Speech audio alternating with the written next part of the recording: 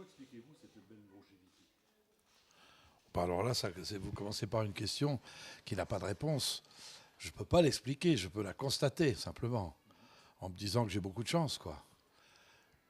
Ouais, j'avais vu pas mal de collègues, comme on dit, de copains, contemporains, qui ne sont plus là, et pas les moins talentueux d'ailleurs. Claude Nougaro, Jacques Brel et d'autres. Mais je ne peux pas vous l'expliquer, si ce n'est que peut-être je suis un peu épargné par la vie parce que je l'ai peut-être pas, je veux dire, c'est pas peut-être une qualité pour un artiste, mais je l'ai peut-être un peu moins malmené que les autres. Je n'ai jamais été un très grand buveur d'alcool, mais attention, je ne suis pas non plus, comment dirais-je, triste. Hein. Je bois un petit coup avec les gens, les copains, mais pas jusqu'à me démolir la santé. J'ai eu fumé, mais j'ai eu, disons, l'intelligence et la sensibilité de m'arrêter quand il était encore temps. C'est-à-dire il y a maintenant plus de 30 ans. Donc pas de cigarette, pas d'alcool, peut-être que... Et puis simplement une certaine façon de vivre, une naïveté avec un positivisme, un sens un sens de la vie très positif. Voilà, donc je suis encore là. Justement, quelle est votre philosophie de vie à ce sujet? Ben, si vous voulez, je suis pas. Je crois que pour pratiquer le mensonge, il faut être très intelligent, ce qui n'est pas mon cas. Parce que mentir, c'est quand même quelque chose de compliqué. C'est cacher la vérité, quoi. C'est avoir les mains dans le dos. Alors globalement, dans mon métier, j'ai fait selon mon instinct et mon cœur, sans jamais chercher à donner autre chose que ce que je suis vraiment, quoi. Donc, je pense que c'est vraiment le fond de ma pensée, quoi. Je ne me souviens pas d'avoir menti à ma mère. Dans mon métier, je ne mens pas, quoi. Je veux dire, par exemple, ça m'est arrivé de traduire des chansons américaines. J'ai toujours cité l'origine de mes chansons. Musique du folklore américain ou de un tel ou d'un tel. Tout à l'heure, dans l'interview, il y a Monsieur le maire qui a cité beaucoup de chansons que j'ai composées. Il y a une chanson qui lui a échappé.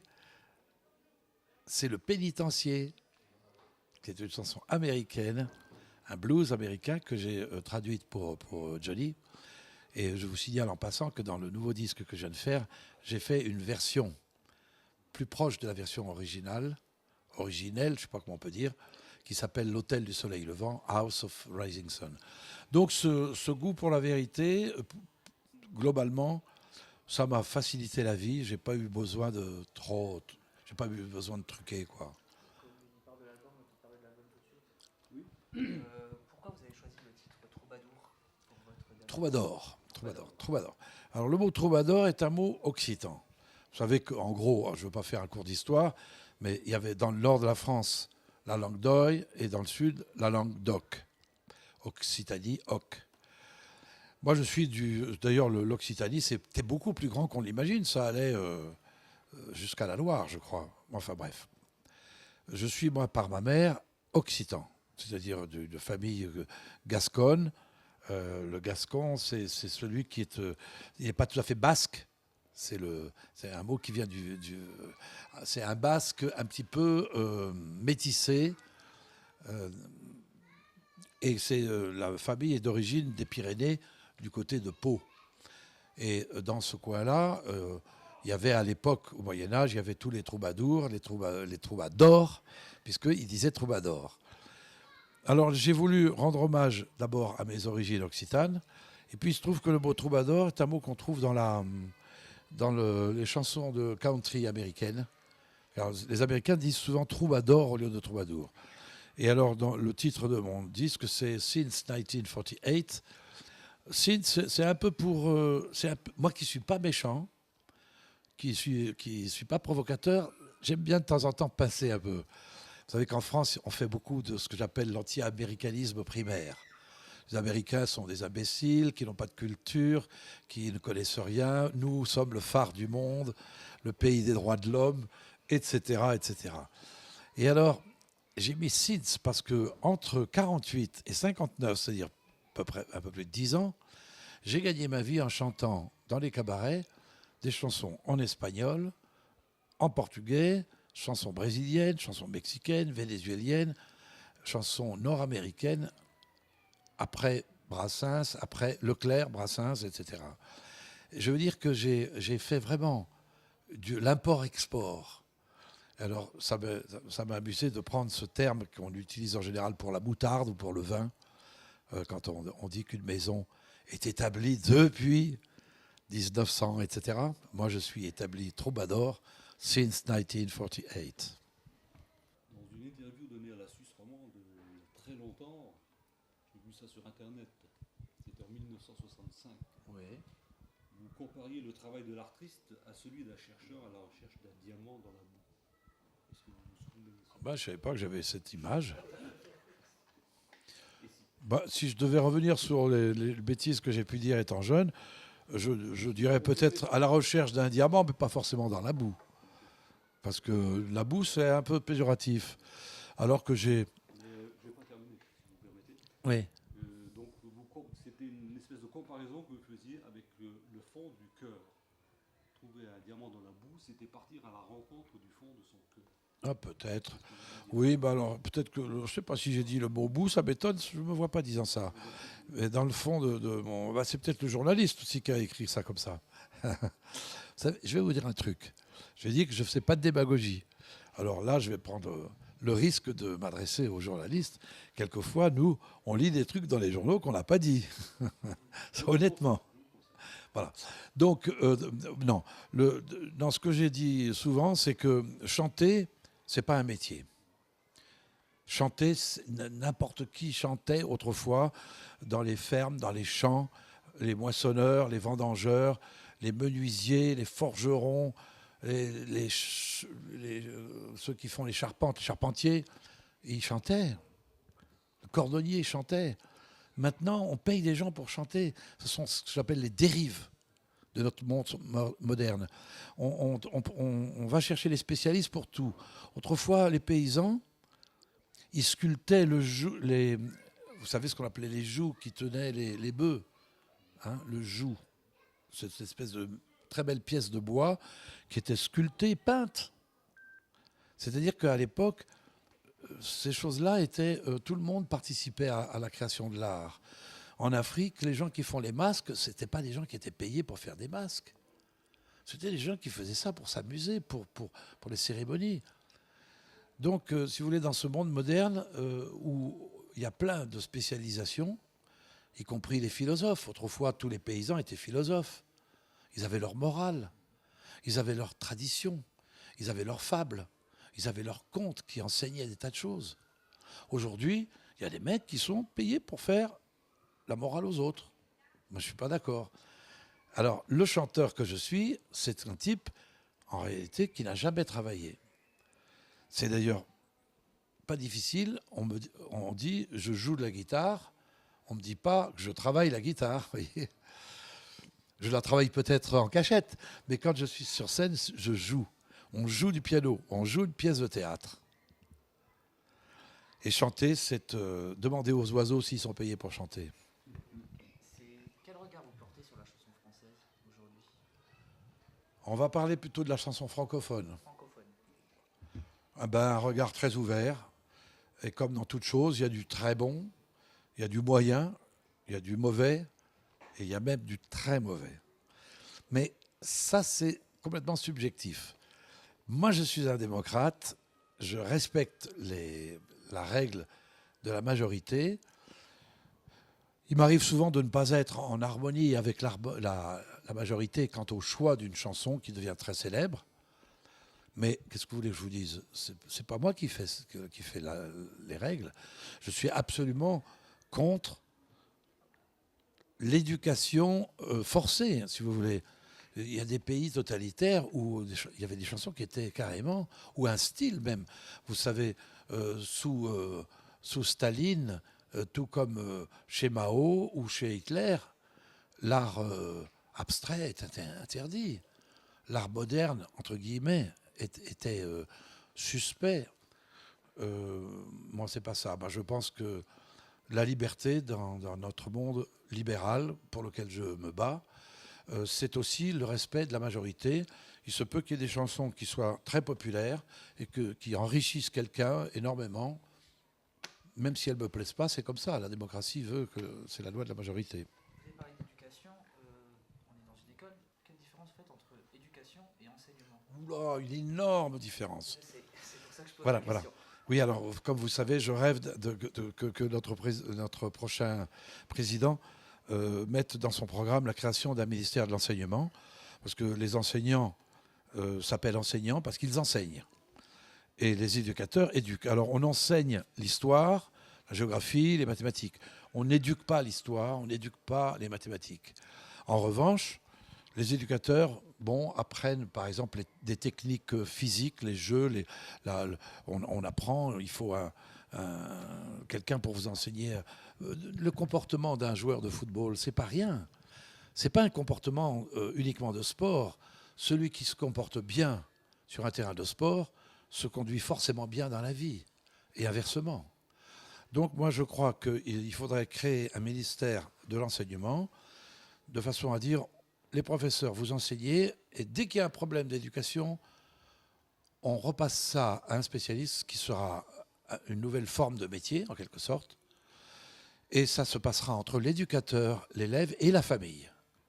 Et donc, je mettrai un ministère de l'éducation qui serait rapproché ou associé au ministère de la famille, et je dirais même du sport. Car je pense que dans le sport, il y a beaucoup d'éducation. Alors, ceux qui sont contre ma théorie me disent « Oui, mais dans l'enseignement, il y a de l'éducation, et dans l'éducation, il y a de l'enseignement. » On ne va pas tourner autour du pot. Je trouve dommage qu'une classe de 30, 25 ou 30 élèves qui sont en train d'étudier les mathématiques soit interrompue par un enfant qui insulte le professeur. Je pense que ce n'est pas normal, ça. Donc, j'espère que mon message passera peut-être à un ministère de l'enseignement et un ministère de l'éducation associé au ministère de la famille et du sport. Je reviens un petit peu à ce que vous disiez tout à l'heure, vous parliez de respect et de démocratie. Je sais que vous étiez engagé dans une lutte contre le barrage de Belo Monte. Est-ce qu'aujourd'hui vous défendez encore des grandes causes? Attendez, là vous parlez d'un truc, je ne me souviens plus de... Le barrage de Belo Monte ? Pays d'Amérique du Sud, il était question de construire un barrage contre la vie de tous. Vous savez, alors encore un autre petit message que je voudrais faire passer, mais ça, si j'avais des enfants, je leur expliquerais, si j'étais enseignant, il m'est arrivé de m'occuper d'une colonie de vacances, et j'essayais d'apprendre des principes. Par exemple, je vais vous donner une idée, je disais à un enfant, quelle est la différence entre le bonheur et le plaisir ? Alors le petit de 7-8 ans, il me disait, il réfléchissait, puis il disait, je ne sais pas. Alors je disais, écoute, je vais te dire, le plaisir, tu as soif. Tu as très soif, et tout d'un coup, on t'offre un Coca-Cola. Ah, bien frais, tu le bois. Je dis Coca-Cola un peu pour provoquer. Bon, ou de l'eau fraîche. Mais un Coca, c'est pas mal. On t'offre une boisson fraîche, tu la bois, et tu dis, quel plaisir. Et à côté de ça, tu vois ton copain qui n'a pas d'argent, qui n'a pas pu se payer le Coca ou l'eau fraîche. Et tu vois qu'il est malheureux. Alors, je reprends le truc, tu as ton verre, tu dis, bon, écoute, on va partager, tu bois la moitié, je bois la moitié. Ça, c'est le bonheur. C'est la différence. Alors, votre question, c'était le barrage. Je dirais aux enfants, il y a des choses qu'il faut, pour les comprendre, il faut les simplifier. Tout à l'heure, j'ai dit, la démocratie, c'est la loi de la majorité. Ça, c'est simple et c'est vrai. C'est d'ailleurs assez délicat, parce que la majorité n'est pas forcément...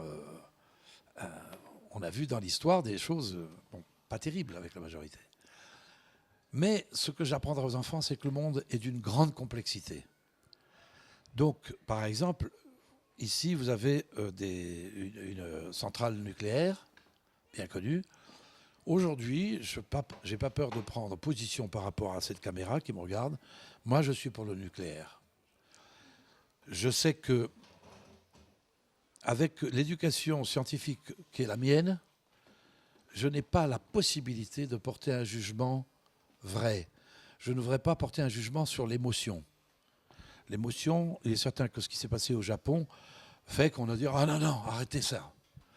Mais moi, j'ai eu l'occasion de parler avec des gens, des scientifiques, notamment un prix Nobel de physique. Je crois qu'il s'appelait Charpak, si son nom... C'est monsieur, oui, je crois, Charpak, qui m'expliquait que c'était de la folie de ne pas croire au nucléaire, que si on imaginait le 1,5 milliard de Chinois se mettant au même niveau de technologie que nous, c'est-à-dire réfrigérateur, téléviseur, automobile, ascenseur, train, etc., avec une industrie et une énergie venant du charbon, il y aurait 10 fois plus de pollution qu'avec ce que nous avons actuellement avec l'essence, le pétrole, etc.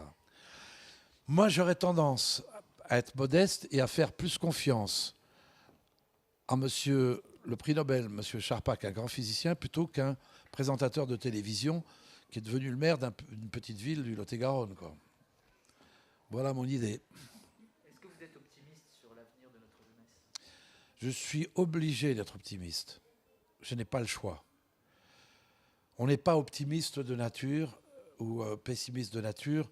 La réalité est que le monde est complexe, difficile, qu'il y a une marche, qui est la marche de l'humanité, qui a commencé dans les grottes de Chauvet, où les gens ont commencé à dessiner. Et le premier scientifique qui a inventé quand même la projection de l'intelligence à distance, c'est-à-dire l'arc, car l'arc est une invention prodigieuse. Celui qui a eu l'idée d'envoyer une flèche pour tuer à 60 mètres un lapin. Cette marche qui a commencé dans les grottes et avec l'arc, eh bien, elle nous conduit aujourd'hui à des découvertes extraordinaires. Ce que je voulais vous dire, à mon avis, on est dans la préhistoire. Nous vivons la préhistoire. Alors certains pensent qu'on est à la fin de l'histoire.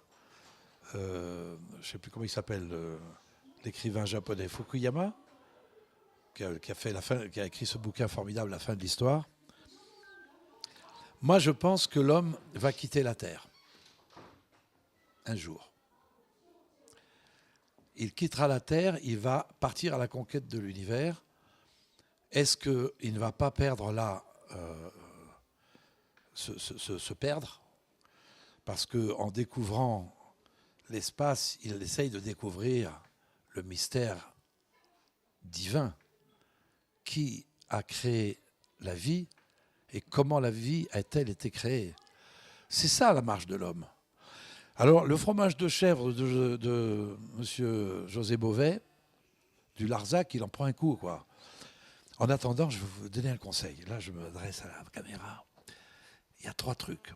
Il y a le court terme, le moyen terme et le long terme. Le court terme, c'est le fromage de chèvre de José Bové, le Larzac, et les œufs de poule de votre poulailler. Essayez d'avoir des poules et d'avoir des œufs frais pour vous. Mais il faut avoir le lait, comment on disait, l'argent oui, le beurre, l'argent du beurre, le beurre, l'argent du beurre et la crémière. Alors c'est pareil, c'est ça. Donc les œufs, comme ça, c'est l'argent du beurre. Ensuite, moyen terme, essayez d'arranger que vos familles soient dans un confort un peu supérieur à celui que vous aviez étant enfant. Et à long terme, alors là, la question se pose, c'est peut-être probablement pas ni vous ni moi qui allons décider. Ce sont des gens qui sont actuellement des mathématiciens, des physiciens, des chimistes, qui continuent des recherches. Et comme disait je ne sais plus qui, tout ce que l'homme peut faire, il le fera. Que vous le vouliez ou non. Qu'est-ce qui vous donne aujourd'hui le cœur gros? Oh là, alors énormément de choses. Alors là, c'est du court terme, vous voyez. on ne supporte pas de voir un enfant pleurer, quoi. C'est difficile. Alors, on s'approche de lui pour savoir pourquoi il pleure. Ça peut être parce qu'il a perdu son ballon. Vous savez, quand le ballon s'envole, un enfant pleure, c'est pas grave. Il y en a qui pleurent pour des choses beaucoup plus graves. Donc, moi, je sais que j'essaye de regarder le monde avec les yeux d'un enfant, et quand je vois un enfant qui pleure, ça me fait le cœur gros. Et Dieu sait s'il y en a des millions. Alors bon, fais partie des gens, comme disait Michel Rocard, on ne peut pas porter la misère du monde sur son dos, toute la misère du monde. Mais une toute petite partie, essayons de la porter quand même. Je vais sauter du jeune au senior. Que pensez-vous de la place accordée aux seniors actuellement dans la vie quotidienne ? Je pense que c'est raisonnable, parce que je pense que les seniors qui sont en bonne santé mentale et physique, mais même surtout mentale, parce qu'on peut perdre son physique et garder son mental. Je pense que c'est tout à fait nécessaire, parce que les seniors ont de l'expérience, et je sais qu'il y a plein de seniors qui sont prêts à venir aider des enfants. Enfin, je me souviens très bien, là, quand j'étais beaucoup plus jeune, j'avais une petite fille qui avait 7 ans, 7-8 ans, et moi je travaillais la nuit dans les cabarets, et puis bon, à l'école elle avait un peu de mal. Et il y avait une dame qui était au-dessus, qui était retraitée, qui avait été institutrice, qui était vieille. Ben, ma petite fille l'aidait toujours à monter son sac. Quand elle allait faire le marché, elle ne pouvait pas monter ce sac, c'était trop lourd. Et en échange, la dame lui donnait des leçons d'orthographe. Qu'est-ce que vous pouvez faire de plus beau que ça ? Il faut donner un travail, même bénévole, parce que le bénévolat, c'est une richesse énorme. Et celui qui est bénévole et qui voit le résultat de son travail, qui voit le bonheur que ça peut engendrer, mais c'est un salaire qui n'a pas de prix. Comme moi, aujourd'hui, moi je suis un senior. Vous voyez, le cadeau que vous me faites aujourd'hui, c'est un bonheur énorme. C'est un cadeau, c'est vous qui me faites le cadeau, c'est pas moi. Donc, mais autant les seniors que les jeunes, les moyens. Hein. Qu'est-ce que vous changeriez si vous étiez élu là en 2012, en avril? La première chose que vous changeriez? En avril ? Ouais, en avril 2012, vous êtes élu président. En plusieurs choses. Je ferai le don du sang obligatoire pour les gens ceux qui sont malades ou qui ont une raison de ne pas donner leur sang, mais sang obligatoire. Autrefois, il y avait le service militaire obligatoire pour les garçons et les filles qui étaient les garçons qui étaient en bonne santé. Maintenant, je mettrai garçons et filles en bonne santé, don du sang obligatoire. Je ferai le vote obligatoire. Vote obligatoire. Vote citoyen obligatoire. Ça ne veut pas dire qu'on va voter pour X ou Y, on peut voter blanc. Je ferai donc le ministère de l'Enseignement. Qu'est-ce que je ferai ? Je ferai l'interdiction de jeter les chewing-gums par terre. Hein. Un chewing-gum, il arrive dans un petit bout de papier, dans un petit paquet. Il suffit que quand il soit fini, qu'on dise au gamin, tu le remets dans ton papier, puis à la maison, tu le mets dans la poubelle. Qu'est-ce que je ferai d'autre ? Plein de choses. Non, mais j'en ferai beaucoup d'autres. Je mettrai sur les plaques d'immatriculation le nom de la province. Lorraine, c'est quand même plus beau qu'un chiffre. Je déteste les chiffres. Et quand vous arrivez au Pays Basque, vous verriez Pays Basque, vous verriez en Bretagne, Bretagne. Comme au Canada, vous voyez, sur les plaques d'immatriculation des voitures, en bas, il y a le nom de la province. C'est pas rien une province. Un département, c'est rien du tout. C'est un chiffre. C'est fonctionnaire, c'est administratif. Alors que la Provence, c'est une culture. L'Alsace, c'est une culture, c'est même une langue. Et au niveau média, vous changeriez quelque chose? J'interdirais les médias. Non. C'est pour ça que je pose la question. Non, les médias sont là pour... voilà, j'ai rien à dire aux médias, qu'ils soient ouverts à tous, voilà. Mais il y a beaucoup de petites réformes que j'aimerais faire, moi. Parce que les grandes réformes, je crois que l'avenir du monde, c'est pas la gauche et la droite, c'est les gens compétents. Des gens compétents qui ne sont pas dogmatiques, qui ne sont pas coincés par une idée religieuse intolérante, qui ne sont pas coincés par une idée politique intolérante, qui essayent de voir le pragmatisme de la vie. C'est pour ça que entre un jeune qui est bouillonnant et dynamique et un vieux qui a l'expérience mais qui n'a plus cette même force, il faut qu'il y ait une rencontre pour que de ce mélange apparaisse une vérité, je pense, majoritaire. Il y a la sagesse aussi. De la sagesse, ben oui, la sagesse, c'est ce qui naîtrait de cette rencontre entre les flots descendants et les flots remontants, quoi. Voilà. On a besoin les uns des autres. Je pense que c'est comme une ascension. Si on a décidé de prendre un guide, que la majorité a décidé de prendre ce guide, eh ben, il faut lui faire confiance. Si on commence à tirer sur la corde pour le faire tomber, ben, il y a quelque chose qui ne va pas. Moi, je crois qu'il vaut mieux lui laisser sa chance, voir le chemin qu'il prend. Si le chemin n'est pas bon, on en changera. C'est une grande carrière. Qu'est-ce que vous pensez qu'il vous reste à accomplir dans votre vie? Oh, beaucoup de choses. Ben, peut-être que tout ce que je viens de vous dire, là. Non, mais j'ai peut-être un bouquin à écrire qui sortira d'ici 1 an et demi, 2 ans. Et puis, pour ne rien vous cacher, je suis en train d'essayer de faire ce que je voulais faire quand j'avais 18 ans, c'est-à-dire je voulais consacrer ma vie à la sculpture, à la peinture. Bon, je m'y suis remis depuis maintenant une dizaine d'années. Donc, vous voyez, j'ai des tas de projets.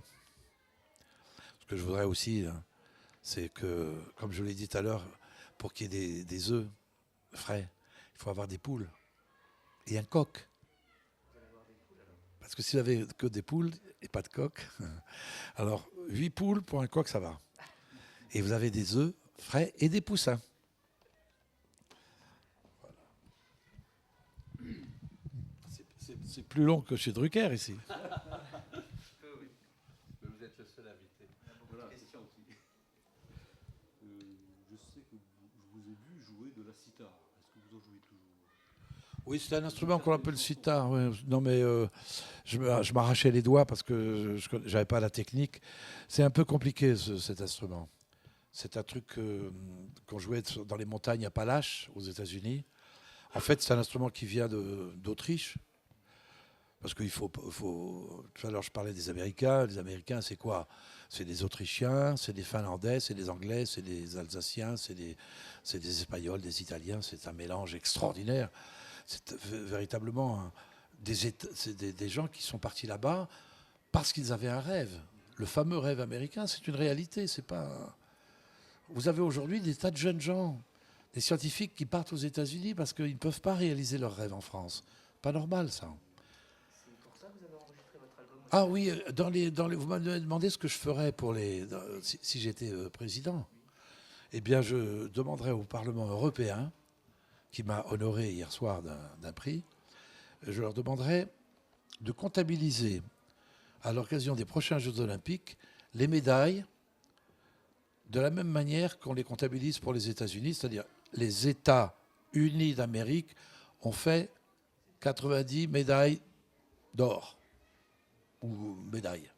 Eh bien, je voudrais qu'on puisse dire à la fin des Jeux olympiques, les États-Unis d'Europe ont eu 90 médailles. Et tout d'un coup, on ferait que face à l'ancienne URSS, dont la propagande sociale et politique était basée sur les succès sportifs, on s'apercevrait que l'Europe est une puissance. Et je pense qu'aujourd'hui, ceux qui m'écoutent là en ce moment, ils ne réalisent pas que nous sommes une puissance à condition d'être unis. Donc moi, je traiterais un problème profond par quelque chose de très léger, des médailles sportives. C'est rien du tout. Mais tout d'un coup, un Allemand, les médailles des Allemands s'additionnant aux médailles des Italiens, des Espagnols et des Français, tout d'un coup, ça deviendrait une force colossale. Alors je lance cette idée, j'espère que si elle est adoptée, ça s'appellera la loi Hugo Frey. Vous demanderiez aussi à changer le drapeau européen. Qui ça? Vous demanderiez à changer le drapeau Oui. européen. Oui, ça je vous l'ai dit tout à l'heure. Oui, je voudrais lui donner plus d'humanité, parce que ces étoiles jaunes, elles sont abstraites. On ne sait même pas combien il y en a. Elles sont toutes égales, ça c'est bien. Mais ben, moi, je mettrais plutôt des petits drapeaux de toutes les couleurs, peut-être avec juste un semblant d'étoile derrière, mais le drapeau espagnol n'est pas le même que l'italien, n'est pas le même que le français, le portugais, etc. Et je trouve que on ne construit pas l'avenir en niant le passé. Ça, c'est pas vrai. Il faut garder du passé le meilleur. Donc, moi, j'aimerais bien que le drapeau européen monte comme ça, quand un champion allemand a gagné, on monte le drapeau européen qui porterait un peu du drapeau allemand, ou français, bien sûr. Donc je reviens sur le rêve américain. C'est pour cette raison que vous avez enregistré votre dernier album à Los Angeles? Vous me demandez pourquoi je l'ai fait à Los Angeles? Pourquoi Los Angeles? Pourquoi pas, je dirais. Pourquoi pas. C'est-à-dire que la maison Universal m'ayant offert cette possibilité, je ne vous cache pas que je n'ai jamais enregistré à Los Angeles de ma vie. Je suis arrivé à un âge où je me dis, il ne faut pas mourir idiot, comme on dit. Pourquoi pas? Alors là, j'ai rencontré des musiciens qui étaient tous des stars aux États-Unis, les Doobie Brothers, des gens dans la musique country qui étaient des stars, dans la musique brésilienne, de toutes les catégories, la musique bluegrass aussi. Et c'était un grand plaisir. Les musiciens français sont très bons. Mais est-ce que je peux vous dire de vous, ils coûtent moins cher au niveau des charges sociales, les Américains. Gros débat. On parlait de musique, est-ce que vous êtes toujours partant pour les instruments dits skiffle? Le skiffle, c'est de la musique country, du rock sans batterie. Non, j'ai de la batterie de temps en temps. Là, en ce moment, je tourne avec 4 musiciens, donc 3 guitares, un percussionniste et moi. Donc oui, c'est un peu du skiffle, oui. Donc je termine mon questionnaire par cette question. Est-ce que vous avez des projets sur cinéma, télévision? Bon, non, j'aurais beaucoup de projets, mais il faut que je peux pas vous dire que ça va se réaliser. Moi, j'ai toujours rêvé de faire une émission pour enfants. Vous voyez que jusqu'à présent, j'ai pas réussi. J'avais même proposé à Jacques Martin de le remplacer pour l'école des fans. Ça s'est pas fait. Moi, j'ai peut-être une dernière question. C'est la 6e école que vous venez d'inaugurer en Oui. France. Vous entamez une tournée à partir du mois de mars. Oui. C'est quoi votre secret? Je vous l'ai dit, vous avez commencé comme ça, il n'y a pas de secret. Il n'y a pas de secret. Non, 6 écoles seulement, je dirais, parce que il ne faut pas se faire d'illusions. Il y a d'autres chanteurs qui en ont plus que moi. Mais moi, elles sont toutes... le nom a été choisi par le principe de la démocratie, c'est-à-dire le vote des enfants. Des enfants et des parents. Mais principalement des enfants, d'abord. Et puis quand il y a un litige, ce qui a été le cas ici, je crois qu'on était arrivé ex aequo à 3, eh bien, ils ont trouvé une méthode. Ils ont dit quel est celui qui a été le plus souvent cité. Il s'est trouvé que c'était moi. Donc, c'est démocratique. Ça me plaît. J'ai jamais écrit de chanson pour enfants. Spécifiquement pour enfants, j'en ai jamais écrit. Ni Santiano, ni Adieu Monsieur le Professeur, ni Le Petit Âne Gris, c'est une chanson pour enfants. Si elles sont appréciées par les enfants, c'est de leur fait, pas du mien. Donc, j'insiste beaucoup pour dire que 6 écoles seulement, mais toutes démocratiquement. Et vous repartez en tournée au mois de mars? Et en tournée, je suis au mois de mars. Il faut bien que je nourrisse ma famille. Oui. Voilà, c'est bon? Ouais. Je vous souhaite la bonne année à tous. Ouais. Merci à vous. À bientôt, au revoir.